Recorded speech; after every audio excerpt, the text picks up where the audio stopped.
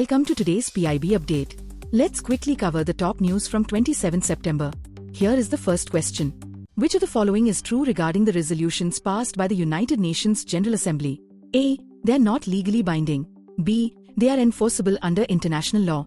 C. They carry the same force as Security Council resolutions. Or D. They automatically create obligations for member states.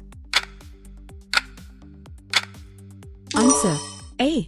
UNGA resolutions reflect the collective opinion of member states and carry moral and political weight but are not legally binding on countries. Only resolutions of the UN Security Council under Chapter 7 of the UN Charter can be legally binding. Moving on. In which state are the newly designated Ramsar sites Gokul Jalashay and Udaipur Jheel located? A. Assam. B. Bihar. C. Kerala. Or D. Rajasthan. Answer B. Bihar. The two new Ramsar sites are located in Bihar. With their addition, the total number of Ramsar sites in India has risen to 93, strengthening the country's wetlands conservation efforts as highlighted in PIB. Third question is, who established the Indian Statistical Institute? A. C. R. Rao. B. Homi J. Bhabha. C. Meghnad Saha. Or D. P. C. Mahalanobis. Answer D.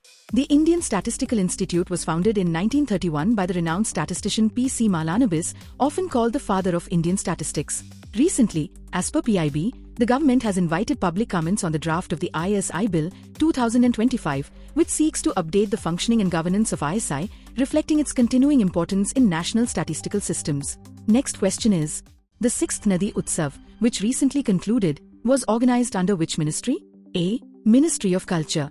B. Ministry of Jal Shakti. C. Ministry of Environment, Forest and Climate Change. Or D. Ministry of Tourism. Answer A. Ministry of Culture. The 6th Nadi Utsav, organized under the Ministry of Culture, celebrated rivers as ecological lifelines and cultural reservoirs, blending scholarship, art, and performance to reaffirm the vital bond between communities and rivers. Last question is, what is the theme of World Tourism Day 2025? A. Tourism and Cultural Exchange. B. Tourism for All. C. Tourism and Sustainable Transformation. Or D. Responsible Tourism for a Better Future. Answer C. Tourism and Sustainable Transformation.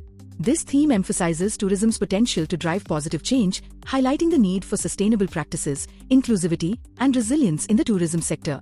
Answer this bonus question in the comments.